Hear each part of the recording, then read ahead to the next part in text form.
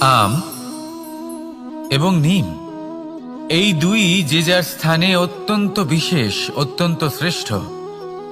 আম আমাদের শক্তি বাড়ায়, আর অন্যদিকে নিম রোগের সাথে লড়াই করার আমাদের ক্ষমতা বাড়ায়। এবার আম অত্যন্ত মিষ্টি হয় আর নিম অত্যন্ত তিক্ত।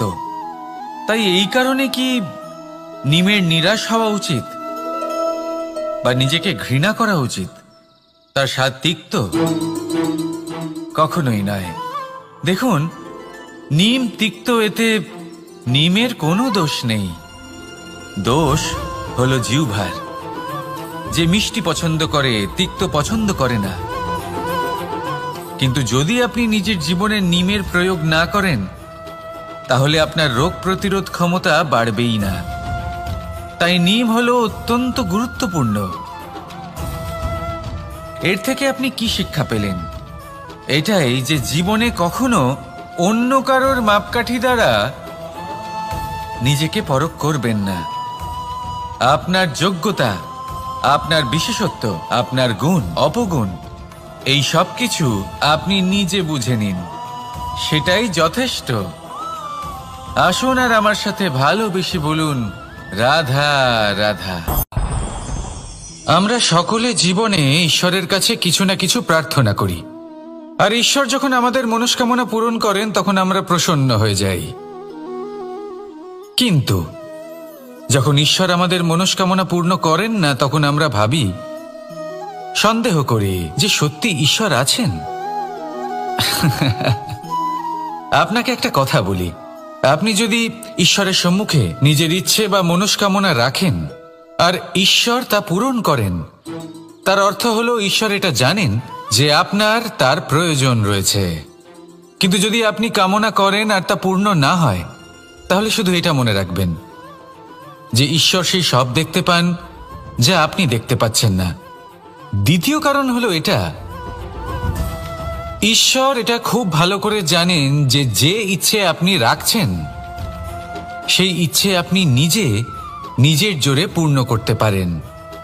তাই যদি আপনার ইচ্ছে ঈশ্বর পূর্ণ করেন, তাকে ধন্যবাদ জানান। আর যদি উনি আপনার ইচ্ছে পূর্ণ না করেন, তাহলে আরো ধন্যবাদ জানান। কারণ হয় উনি আপনার মঙ্গল চাইছেন, বা উনি আপনাকে ততটাই যোগ্য বলে মনে করছেন যে আপনি নিজেই নিজের ইচ্ছে, নিজের স্বপ্ন পূরণ করতে পারবেন। নিজের কর্ম করতে থাকুন, জীবনের সামনে এগোতে থাকুন, আর আমার সাথে ভালোবেসে বলুন, রাধা রাধা। একটা গাই আর একটা বাছুরের মধ্যে কেমন সম্পর্ক থাকে? একটা গাই নিজের বাছুরকে ডাকে, আর সেই বাছুর হাজার হাজার গাইয়ের মধ্যে থেকেও নিজের মাকে চিনতে পেরে যায় আর নিজের মায়ের সাথে এসে জড়িয়ে পড়ে। আর কিছুটা ঠিক এরকমই সম্পর্ক হলো আপনার কর্ম এবং আপনার কর্মফলের মধ্যে। আপনি যেমন কর্ম করবেন, আপনার কর্ম আপনার কর্মফলকে ডাক দেবে, আর আপনার কর্মফল কোথাও না কোথাও থেকে আপনাকে খুঁজতে খুঁজতে এসে আপনার সাথে জড়িয়ে পড়বে। তাই উচিত এটাই হবে যে আপনি সৎকর্ম করুন, কারণ ঈশ্বর যদি আপনাকে আপনার ভুলের জন্য ক্ষমা করেও দেন, আপনার কর্ম কিন্তু করবে না। তাই যদি আপনি দুষ্কর্ম করতে চলেছেন, তাহলে আপনি প্রস্তুত থাকুন, আর যদি আপনি শুভ কর্ম করতে চলেছেন, তাহলেও আপনি প্রস্তুত থাকুন। আপনার কর্ম যেমন হবে তেমন ফল আপনার কাছে নিজে থেকেই চলে আসবে। আজ না হোক কাল, কাল না হোক অন্য কোনো সময়, অবশ্যই আসবে। আসুন আমার সাথে ভালোবেসে বলুন, রাধা রাধা। কোনো বাড়িতে, কোনো পরিবারে যখন কারোর জন্ম হয়, তখন তা কত সুখের মুহূর্ত হয়। সেই ছোট্ট সন্তান যখন কিছুটা বড় হয়, সে হাঁটার চেষ্টা করে, আর সেই প্রক্রিয়াতেও খুব বড় একটা শিক্ষা লুকিয়ে রয়েছে, ঠেলে দেওয়া। যখন আপনি হাঁটতে চান, সামনে এগোতে চান, তখন আপনি কি করেন? নিজের পায়ের তলার যে মাটি, তাকে আপনি পেছনে ঠেলে দেন।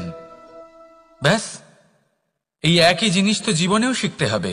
এবার যদি আপনি জ্ঞানের পথে অগ্রসর হতে চান, তাহলে অজ্ঞানতাকে পেছনে সরিয়ে দিতে হবে। যদি আপনি প্রকাশের দিকে এগোতে চান, তাহলে অন্ধকারকে পেছনে সরিয়ে দিতে হবে। যদি আপনি ভবিষ্যতে সফল হতে চান, তাহলে অতীতের যে অসফলতাগুলিকে পেছনে সরিয়ে দিতে হবে। যে জল বইতে বইতে থেমে যায় তাকে আমরা নালা বলে থাকি, তার থেকে দুর্গন্ধ বের হয়। কিন্তু যে জল বইতেই থাকে তাকেই আমরা পবিত্র জল বলি। তাহলে আপনিও কর্ম করতে থাকুন, কখনো থামবেন না। আর আমার সাথে ভালোবেসে বলুন, রাধা রাধা। যোগাসন। যোগাসনে আসন অত্যন্ত গুরুত্বপূর্ণ। এবার আমি বলবো সবথেকে শ্রেষ্ঠ আসন কোনটি। আশ্বাস। নিজেকে আশ্বস্ত করতে থাকুন যে আমি আছি, সব ঠিক হবে, যা হচ্ছে ভালোর জন্য হচ্ছে। এই আশ্বাস আপনাকে জীবনে এমন ধনাত্মক বিশ্বাস দেবে যে আপনি বড় বড় সমস্যার সমাধান করতে পারবেন। এবার যদি কথা বলি সবথেকে কঠিন সময়ের, তাহলে সেটা হলো বিচ্ছেদের। যা মা সীতাকে সহ্য করতে হয়েছে শ্রীরামের জন্য, রাধা কৃষ্ণকেও সহ্য করতে হয়েছে। যে ব্যক্তি বিচ্ছেদের সময় সঠিক পথে চলে এসেছে সে জীবনে অনেক শ্রেষ্ঠ স্থানে অবশ্যই পৌঁছতে পারবে। এবার যদি কথা বলি সবথেকে জরুরি এবং গুরুত্বপূর্ণ সময়ের, তাহলে সেটা হলো সংযোগ। সকলকে সাহায্য করতে থাকুন। আপনি অন্যদের সাহায্য করে তাদের যত আনন্দ দিতে পারবেন ততটাই আনন্দ আপনারও জীবনে অবশ্যই আসবে। আসুন আর আমার সাথে ভালোবেসে বলুন, রাধা রাধা। কামবোধ। এটাই আপনার অন্তরের প্রথম শত্রু। বেশিরভাগ মানুষই কামবোধ বলতে লালসা বোঝেন, কিন্তু এটা সম্পূর্ণ সত্য নয়। কামের আসল অর্থ হলো কামনা। এটা খুবই সহজ ব্যাপার। মনুষ্য শরীর থাকলে, মানুষের মন থাকলে এই কামনা অবশ্যই থাকবে। এবার এটাই দেখতে হবে যে এই কামনা নেতিবাচক কামনা নাকি ইতিবাচক কামনা। অন্য কারোর জিনিসে নজর দেওয়া, অন্য কোনো মানুষের উপর নজর দেওয়া, কোনো অনুচিত বস্তুর দিকে নজর দেওয়া, এই নেতিবাচক কামনা। আর এই দুষ্কামনা মানুষকে দিয়ে অপকর্ম করাবেই করাবে। তাই মনে রাখবেন, যে ব্যক্তি নিজের কামনাকে নিয়ন্ত্রণে রাখতে পারেন তিনি সঠিক পথেও থাকেন, সঠিক লক্ষ্যে পৌঁছতেও পারেন। যিনি কামনা নিয়ন্ত্রণে রাখতে পারেন না তিনি তার পথও হারিয়ে ফেলেন এবং লক্ষ্যচ্যুতও হন। তাই মনে রাখবেন, নিজের কামনাগুলিকে নিয়ন্ত্রণে রাখুন। কাম নামক এই শত্রুর ওপর বিজয় লাভ করুন। আর আমার সাথে ভালোবেসে বলুন, রাধা রাধা। আমাদের জীবনে দুই ধরনের সম্পত্তি হয়ে থাকে। এক হলো ভৌতিক সম্পত্তি, এক হলো জৈবিক সম্পত্তি। অর্থ, সম্পদ, সুবিধে, খাদ্য এইসব ভৌতিক সম্পত্তির মধ্যে পড়ে। ব্যক্তি, মিত্র, পরিবার, আমাদের আপনজন, আত্মীয় স্বজন সব জৈবিক শ্রেণীতে পড়ে। আর প্রত্যেক মানুষের পক্ষে এই বিভাজন বোঝা অত্যন্ত আবশ্যক। কারণ মূলত আমাদের ব্যবহার দুই রকমের হয়ে থাকে। হয় আমরা ভালোবাসি বা আমরা সদ্ব্যবহার করি। আর সবথেকে বড় ভুল আমরা তখন করি যখন আমরা বুঝতেই পারি না যে ভালোবাসবো কাকে আর ব্যবহার করব কাকে।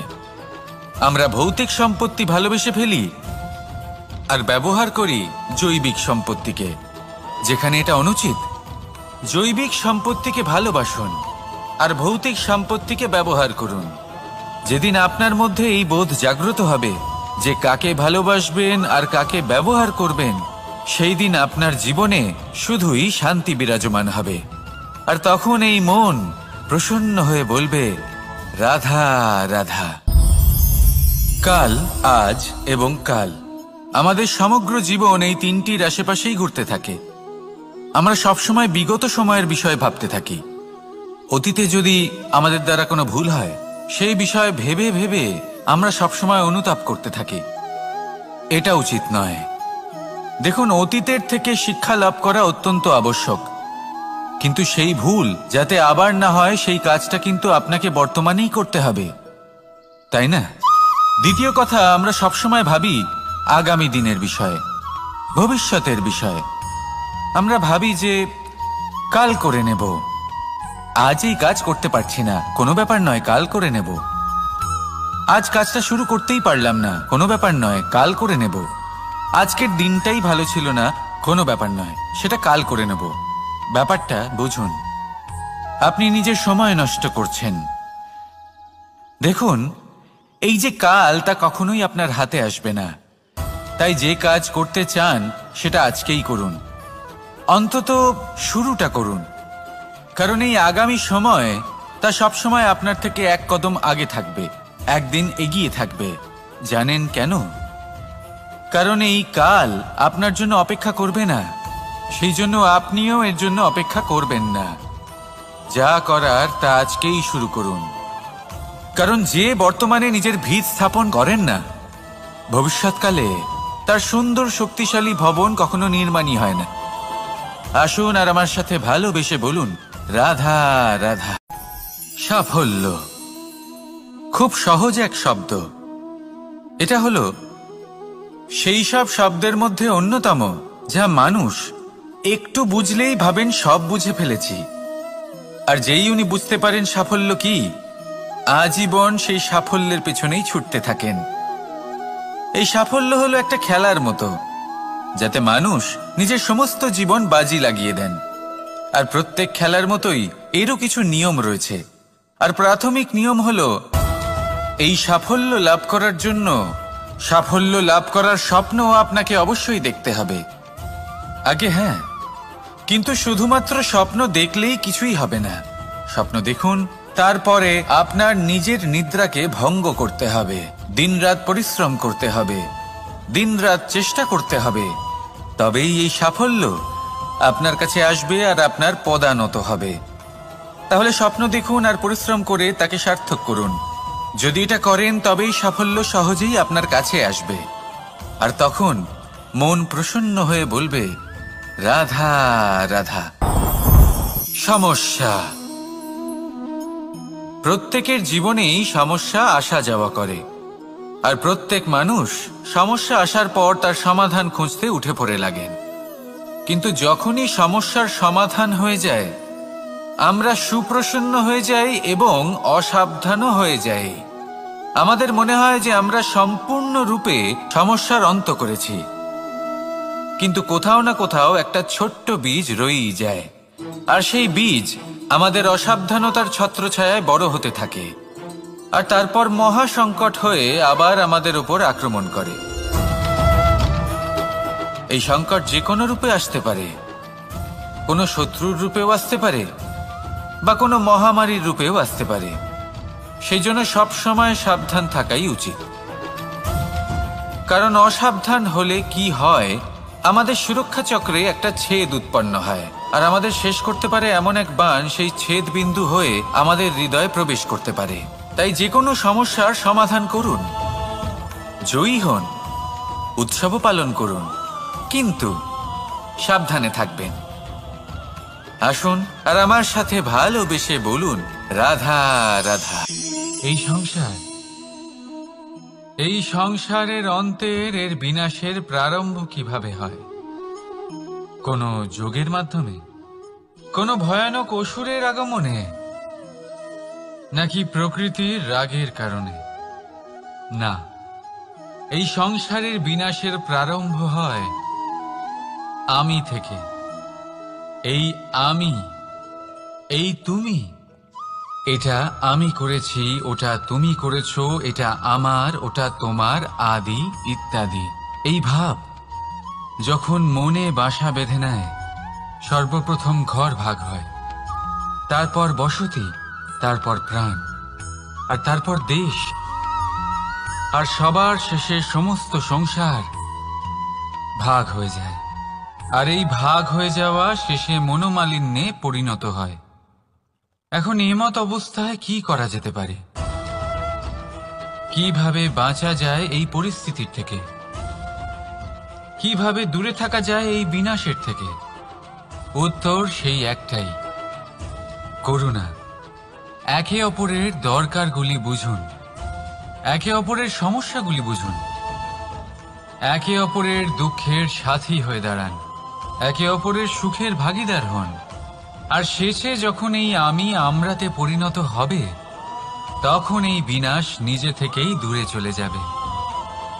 তাহলে আমরাতে বিশ্বাস করতে শিখুন আর আমার সাথে ভালোবেসে বলুন, রাধা রাধা। এই মুদ্রা, এবারে ভাবুন এটাই আমাদের জীবন, জীবনের সুখ আর দুঃখ।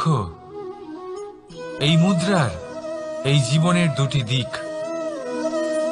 কিন্তু যখনই আমরা ঈশ্বরের কাছে প্রার্থনা করি তখনই আমরা সুখ চাই, আর সেই সুখ আসেও। আর যখনই সেই সুখ আসে তখন ব্যক্তি সর্বপ্রথম তাকে ভুলে যায় যে দুঃখের সময় ওনার সাথে ছিলেন। আর এমত অবস্থায় উনি সাহায্য করেন না, উনি করেন উপকার। আর এই উপকারের বদলে মানুষের থেকে উনি নিজের জন্য শ্রদ্ধা চান। আর সেই শ্রদ্ধা, সেই চাহিদার কারণে উনি নিজেকে অন্যদের থেকে শ্রেষ্ঠ, অন্যদের থেকে ভিন্ন মনে করতে বিবশ হয়ে যান। আর আলাদা হবার কারণে তার মধ্যে জেগে ওঠে অহংকার, আর সেটাই হয় তার পতনের কারণ। এবার এতে কি করা যেতে পারে, কি চাওয়া যেতে পারে ঈশ্বরের কাছে? এই প্রশ্ন অবশ্যই মনে আসে। ঈশ্বরের কাছে চান সুখ, শুধুমাত্র ততটাই যাতে অহংকার না আসে, আর দুঃখ ততটাই যাতে শ্রদ্ধা না চলে যায়। রাধা রাধা। এই সংসারে এমন কিছুই নেই যা সব সময় একই থাকবে। যা কিছু নির্মাণ হয়েছে তা একদিন অবশ্যই ভেঙে পড়বে, কিন্তু এই ভেঙে যাওয়ার বিশ্লেষণ আপনি কিভাবে করবেন তা আপনার উপরে নির্ভর করছে। ওই আকাশের দিকে তাকান, ওই মেঘ, ওটাও ভেঙে পড়ে, কিন্তু নিজে ভেঙে পড়ার সাথে বর্ষাকে তৈরি করে যায়। মাটির ডেলা অবশ্যই ভেঙে পড়ে, কিন্তু ব্যবহারযোগ্য মাটির রূপ নিয়ে। এই ধরিত্রীর বুকে কোনো এক বীজ যখন ভেঙে পড়ে তখন ধরিত্রীর উপর এক বিশাল আকারের বৃক্ষ নির্মাণ করে। যদি জীবনে কিছু ভেঙে পড়ে তাহলে নিরাশ হয়ে পড়বেন না, নিজের সাহস হারাবেন না। ধনাত্মক দৃষ্টিভঙ্গি দিয়ে দেখতে চেষ্টা করুন। মনে করুন নিয়তি নিশ্চয়ই আপনার জন্য আরো ভালো কিছু ভেবে রেখেছে, যা ভবিষ্যতে আপনার প্রতীক্ষা করছে। ধনাত্মক চিন্তা ভাবনা করতে থাকুন, তারপর দেখবেন শ্রেষ্ঠ রচনা নিজেই তৈরি হবে।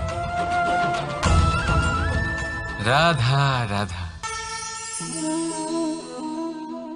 চলতে থাকা, থেমে যাওয়া, বিশ্রাম নেওয়া, তারপর দম নিয়ে পুনরায় দাঁড়িয়ে পড়া, আর তারপর আবার সেই পথ চলা। এটা জীবনের অভিন্ন এক অঙ্গ, এটার থেকে আপনি পালাতে পারবেন না। কিন্তু এই অঙ্গকে আপনি নিজের জীবনে কিভাবে প্রয়োগ করবেন, কিভাবে তাকে কাজে লাগাবেন, সেই সিদ্ধান্ত আপনাকে নিতে হবে। যারা হেরে যান তারাও জীবনে থমকে যান, আবার যারা জেতেন তারাও দাঁড়িয়ে পড়েন। যারা হেরে যান তারা হাঁপিয়ে দাঁড়িয়ে পড়েন, যারা জিতে যান তারা দাঁড়িয়ে পড়েন সেই সর্বোচ্চ স্তরে পৌঁছে গিয়ে। এবার দাঁড়াতে তো আপনাকে হবেই, তা হতেই হবে। কিন্তু কখন, কিভাবে দাঁড়াবেন, ক্লান্ত হয়ে নাকি সর্বোচ্চ স্তরে পৌঁছে গিয়ে, সেই সিদ্ধান্ত আপনার। অবশ্যই দাঁড়িয়ে পড়ুন, কিন্তু ক্লান্ত হয়ে নয়, কারণ আপনাকে পুনরায় দাঁড়িয়ে পড়তে হবে, পুনরায় যাত্রাপথে এগোতে হবে এবং সর্বোচ্চ স্তরে পৌঁছতেই হবে। রাধা রাধা। স্বপ্ন, আমরা জীবনে স্বপ্ন দেখতে থাকি, সেটা পূরণ করার পূর্ণ প্রয়াস করে থাকি। কিন্তু এই স্বপ্ন পূরণ না হওয়ার পরিস্থিতিতে আমরা ভেঙে পড়ি, ছিন্ন বিচ্ছিন্ন হই, আর তারপরই বোঝা আমরা আগামী প্রজন্মের ওপর রীতিমতো চাপিয়ে দিই। আমরা এটাই মনে করি যে আমরা যেটা হতে পারিনি সেটা আমাদের সন্তান অবশ্যই হবে। আমরা যা কখনো পাইনি আমাদের সন্তান অবশ্যই তা পাবে। এটা যে অনুচিত সেটা আমরা ভাবি না, কিন্তু এটা ভুল, আর এই ভুল আমরা সকলেই করে থাকি।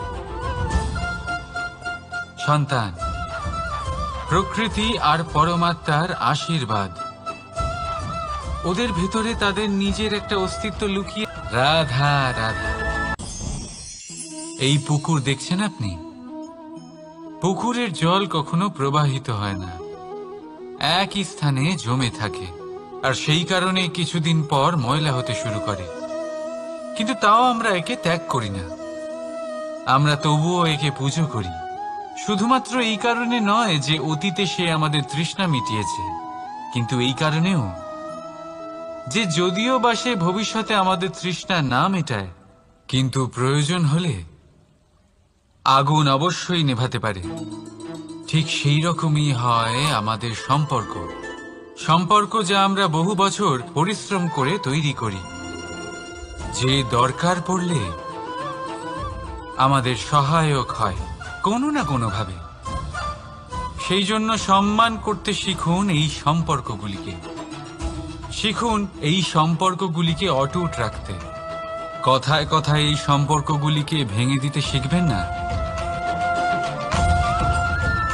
রাধা রাধা। বিষ, এই শব্দটা শুনলেই মনে অনেক কল্পনা জন্ম নেয়। কল্পনা অসহ্যকর তিক্ততা, কল্পনা অত্যন্ত বেদনাদায়ক মৃত্যু।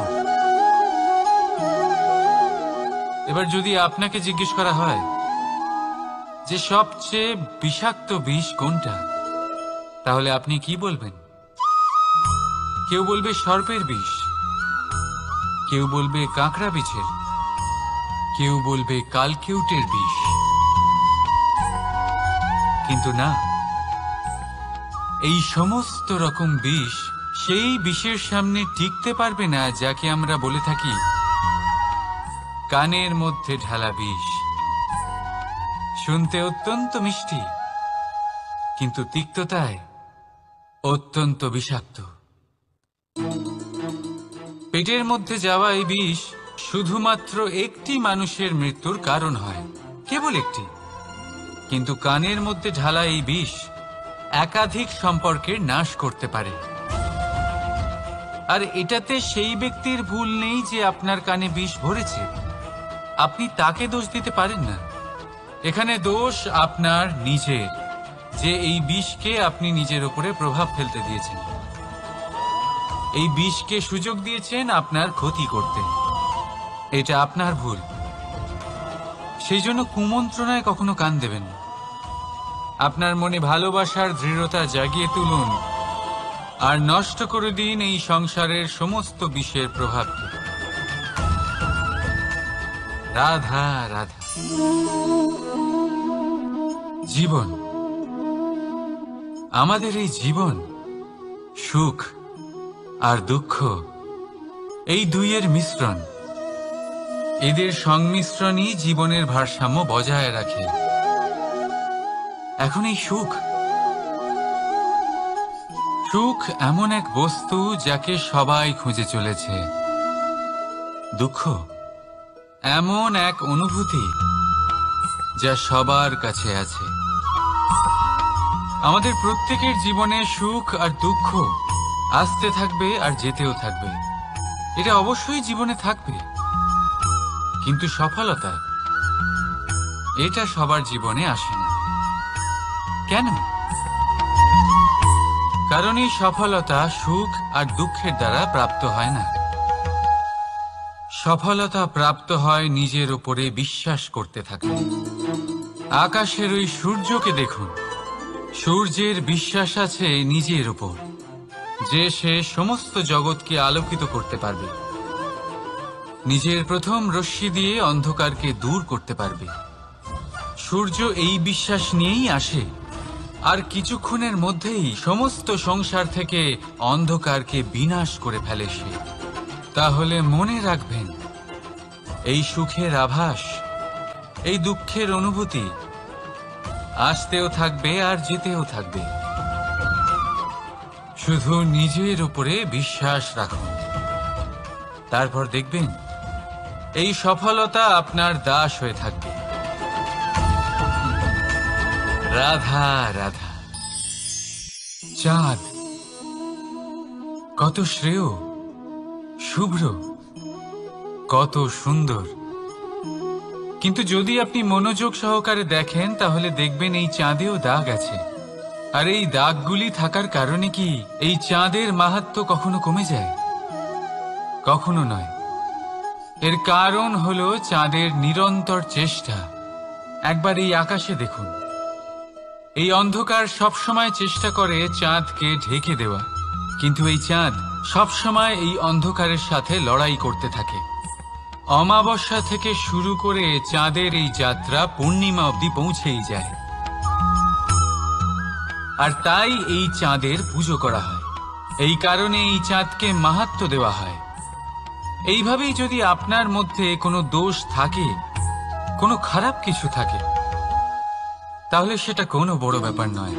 চেষ্টা করুন সেটাকে শুধরে নেওয়ার, কিন্তু সেই কারণে নিজেকে খারাপ মনে করা এটা অনুচিত।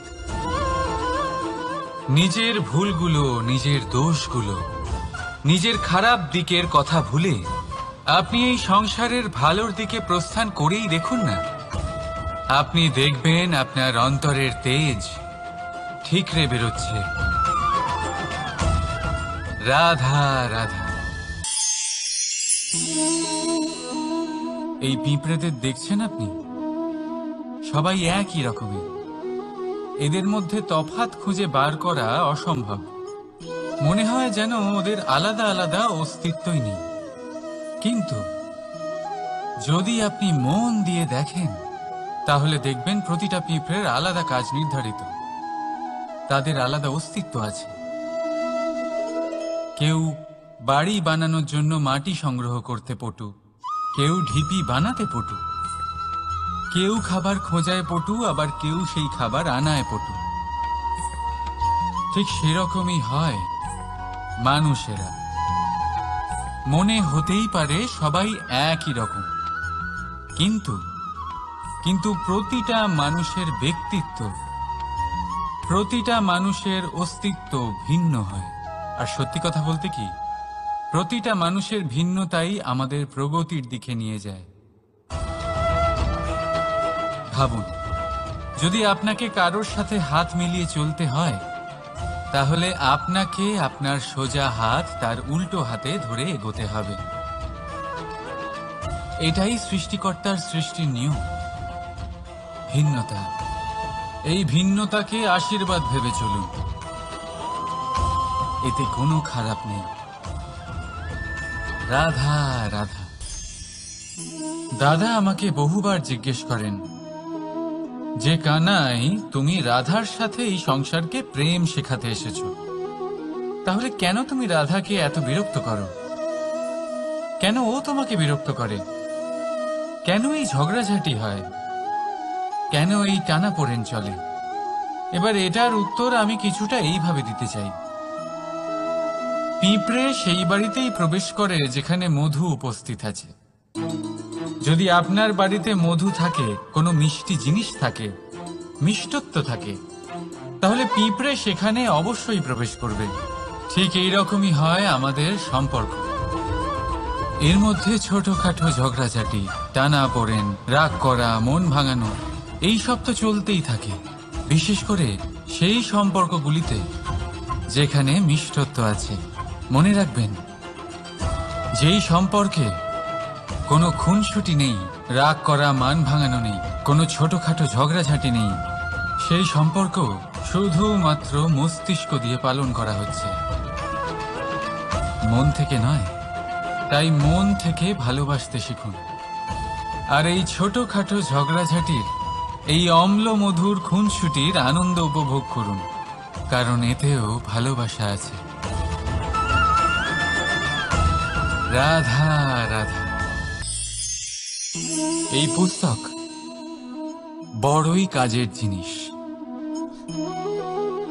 কাহিনী হোক, কবিতা হোক, স্মৃতি হোক, এতে যাই লিখে দেবেন তা ভবিষ্যতের পুঁজি হয়ে যাবে।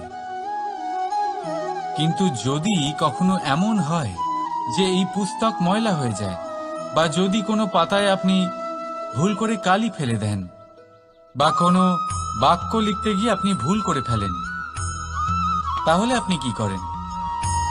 সেই পুস্তক কি আপনি তুলে ফেলে দেন? না, তাই তো।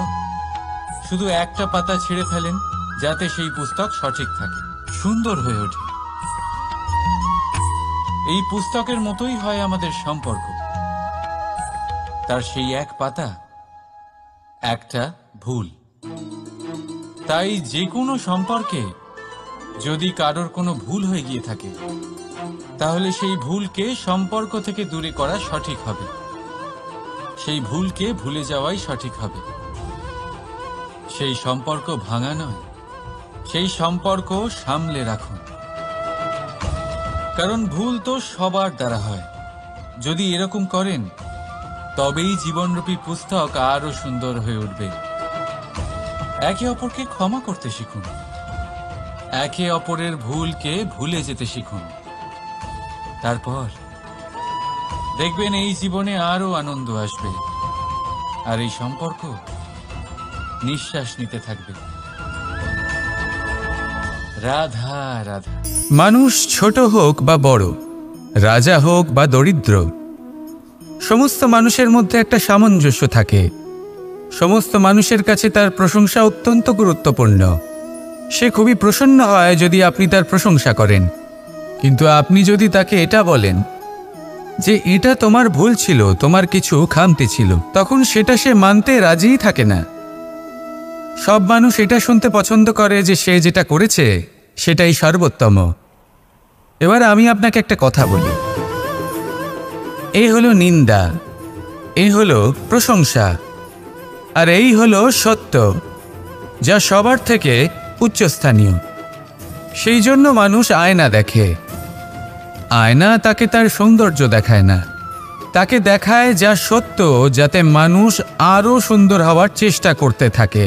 তাই আয়না অত্যন্ত গুরুত্বপূর্ণ সত্যকে জানার জন্য।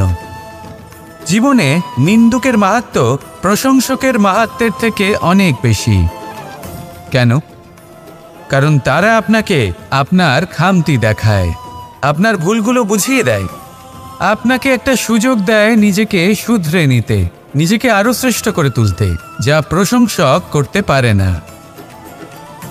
তাই জীবনে যদি কখনো নিন্দা করা হয়, তাকে ভালোবেসে গ্রহণ করুন, ধন্যাত্মক রূপে গ্রহণ করুন। যদি নিজেকে কোনো শিক্ষা দেওয়া সম্ভব হয় তাহলে অবশ্যই দিন। দেখবেন মন প্রসন্ন হয়ে বলবে, রাধা রাধা। জীবনে কখনো সাফল্য আসে, আবার কখনো অসফলতা, কখনো আশা পাওয়া যায়, কখনো নিরাশা, কখনো জয় লাভ করি, আবার কখনো পরাজয়। এর পেছনের কারণটা জানা অত্যন্ত প্রয়োজনীয়। যদি আমি পরাজয়ের কথা বলি, যখনই আমরা পরাজয় লাভ করি আমরা ভাবতে থাকি যে এমন কেন হলো? আমাদের শত্রু কি বেশি শক্তিশালী ছিল, নাকি আমাদের নীতিতে কোনো খামতি ছিল? এই সমস্ত কারণের পেছনে খুব বড় একটা কারণ থাকে, আর সেই কারণ আমাদের অন্তরে সুপ্ত থাকে। ধরে নিন একটা পথ, তাতে আপনি চলছেন, সেই পথ কাঁটায় পরিপূর্ণ, কিন্তু আপনি পাদুকা পরে রয়েছেন আর আপনি হেঁটে সামনে এগিয়ে যান। এবার এমন একটা পথ এলো যা পুষ্পে ঢাকা, আর আপনি পাদুকা পরে রয়েছেন, কিন্তু আপনার পাদুকাতে একটা পাথর আটকে গেল। তখন দু পা হাঁটাও খুব কঠিন হয়ে পড়ে। এই সংসারের যে কোনো শক্তি আপনাকে পরাস্ত করার পূর্বে আপনি জানেন কে আপনাকে পরাস্ত করতে পারে? আপনার অন্তরের দুর্বলতা, আপনার অন্তরের সেই সুপ্ত শত্রু। আর সেই জন্য ইতিবাচক মনোভাব গুরুত্বপূর্ণ হয়ে পড়ে। ভালো মানুষদের সাথে থাকুন, সৎসঙ্গে থাকুন, বন্ধুত্ব করুন, ভালোবাসুন। এই ভালোবাসা এত শক্তিশালী এক অস্ত্র যাকে ব্রহ্মাস্ত্রও পরাস্ত করতে পারে না। এই সমস্যারূপী পাথর কিছুই নয়। আসুন আমার সাথে ভালোবেসে বলুন, রাধা রাধা। মানুষের দুটো রূপ রয়েছে। এক, আমাদের এই মুখ, যা শুধুই চোখে দেখা যায়, আর দ্বিতীয় আমাদের এই মন, যা শুধুমাত্র অন্তরাত্মা দ্বারা দেখা যায়। এবার আমাদের এই মুখ, তা ঈশ্বর সকলকেই আগে থেকেই প্রদান করেছেন, কিন্তু এই মন, এই মন কেমন হবে তা আমাদের জীবনের অনুভূতি এবং আমাদের জীবনের লক্ষ্য এগুলি সুনিশ্চিত করে। অর্থাৎ নেত্র দিয়ে দেখা যায় আমাদের এই মুখ, তা শুধুই এই কারণে প্রয়োজন যাতে সংসার আমাদের দেখতে পায়, আমাদের চিনতে পারে। কিন্তু যদি এই সংসারে আপনি প্রকৃত অর্থে মান সম্মান লাভ করতে চান, তাহলে নিজের অন্তরাত্মাকে আপনাকে বিকশিত করতেই হবে। দেখুন, কথায় আছে এই যে অসুর, তা শারীরিকভাবে উপস্থিত নয়, তা মনের মধ্যে থাকে। যদি এই মন থেকে অসুরকে বের করে দেওয়া যায়, তাহলে শরীরে তা উপস্থিত থাকবেই না। তাই মনকে শুদ্ধ করুন আর আমার সাথে ভালোবেসে বলুন, রাধা রাধা। মানুষ যখনই একে অপরের সামনে নিজেদের হৃদয়ের ভাবনা প্রকাশ করে, তখন এক অত্যন্ত প্রভাবশালী মাধ্যম তারা ব্যবহার করে, যাকে ভাষা বলা হয়। এবার আমি দেখেছি যে একজন মানুষ অনেকগুলো ভাষাতেই নিপুণ। আমি এটাও দেখেছি যে মানুষ অনেকগুলো ভাষায় কথা বলে, কখনো কখনো অনেক ভাষা মিলিত করে তার প্রয়োগ করে, উচিত প্রকারে তাকে ব্যবহার করে না, না সেটাকে সম্মান করে, আর না ভাষাকে শুদ্ধ রাখে। আর এটা হলো অনুচিত। যদি ভাষাকে শুদ্ধ রাখেন, তাহলে ভাষা আপনার চরিত্রকে শুদ্ধ রাখবে, তা আপনার একাগ্রতা বাড়িয়ে তুলবে। এই প্রত্যেক ধ্বনিকে অনুভব করে যদি আপনি শব্দের উচ্চারণ করেন, ভাষাকে প্রয়োগ করেন, তাহলে আপনিও আনন্দ পাবেন, আর যিনি শুনছেন সেই ব্যক্তির কানেও মধুর শব্দ বাজবে। তাই মনে রাখবেন, যে ব্যক্তি ভাষার পবিত্রতাকে সম্মান করে, তাকে সংসারও সম্মান করে। ভাষাকে শুদ্ধ এবং পবিত্র রাখুন, তাহলে ভাষা আপনার চরিত্রকেও শুদ্ধ এবং পবিত্র রাখবে। আর এই মন সুপ্রসন্ন হয়ে বলবে, রাধা রাধা। এ হলো রামায়ণের সময়কালের কথা। সেতু নির্মাণ করার কাজ চলছিল। সমস্ত বানর সেনা এই কাজে নিযুক্ত হয়েছিলেন। বড় বড় পাথর তুলে নিয়ে এই বানর সেনা সমুদ্রে ফেলছিলেন। এই কাজ চলছিল। এমন সময় ছোট্ট একটা কাঠবিড়ালি এলো। ছোট ছোট মাটির ডেলা হাতে নিয়ে সাগরের কাছে যাচ্ছিল, আর বড় বড় পাথরের পাশে রেখে দিচ্ছিল, যথাসম্ভব সেখানে রেখে আসছিল। সারা দিন ধরে সে এই পরিশ্রম করেই যাচ্ছিল। এবার শ্রীরাম তার এই কাজ দেখতে পেলেন। সেই ছোট্ট কাঠবিড়ালিটিকে নিজের হাতে তুলে নিলেন এবং অত্যন্ত ভালোবেসে তার পিঠে হাত বুলিয়ে দিলেন। কথায় আছে যে কাঠবিড়ালির পিঠে যে দাগ আছে, সেই 3টি দাগ এসেছে শ্রীরামচন্দ্রের 3 আঙুলের থেকে। যে কাজ আপনি করছেন তাতে সমস্ত শক্তি প্রয়োগ করুন, যতটা আপনার সামর্থ্য রয়েছে, যতটা আপনার প্রতিভা রয়েছে, সম্পূর্ণভাবে উৎসর্গ করে দিন। ঠিক এমনভাবে কর্ম করুন। সেই কাঠবিড়ালি কিন্তু তাই করেছিল। সেই জন্য শ্রীরামের সাথে সেও সেই কাহিনীতে অমর হয়ে গেছিল।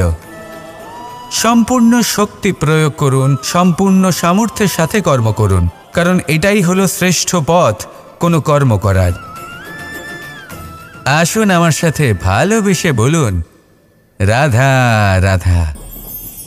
এই সংসারে যখন সাফল্যের পথে আপনি অগ্রসর হবেন, তখন আপনার পরিশ্রম, একাগ্রতা, সাহসের সাথে সাথে সমাজের মানসিকতাও সহ্য করতে হবে। প্রত্যেক ব্যক্তি কিছু না কিছু ভাবেন, কিছু না কিছু বলেন। কিছু মানুষ এমন আছেন যারা ভাববেন যে আপনি কিছুই করতে পারবেন না। তারা আপনার নিন্দা করবেন, আর এই নিন্দার কথা ভেবেই আমরা ভয়ভীত হয়ে পড়ি। সেই কারণে নিজেদের আশা, নিজেদের বিশ্বাস হারিয়ে ফেলি। এবার যদি সেই নিন্দার ভয়ে আমরা লক্ষ্যচ্যুত হই, তাহলে সেটা অনুচিত। সেই জন্য জীবনে শুধু পরিশ্রম করতে থাকুন, সামনে এগোতে থাকুন। যেই দিন আপনি আপনার লক্ষ্য লাভ করবেন, সেই প্রত্যেক ব্যক্তি যারা নিন্দা করছিলেন, তাদের দৃষ্টি আপনা থেকেই পাল্টে যাবে, ঠিক কিনা? এই সংসারকে যা প্রাণ চায় তাই বলতে দিন। যদি আপনি কারোর কথা শুনতে চান, তাহলে নিজের অন্তরের কথা শুনুন। সেটাই আপনাকে উচিত পথে নিয়ে যাবে। সামনে অগ্রসর হতে থাকুন, পরিশ্রম করুন। এমন একটা দিন আসবে যেদিন এই নিন্দুক ব্যক্তিরা আপনার লক্ষ্যপ্রাপ্তির উদাহরণ সবাইকে দেবে। আসুন আমার সাথে ভালোবেসে বলুন, রাধা রাধা।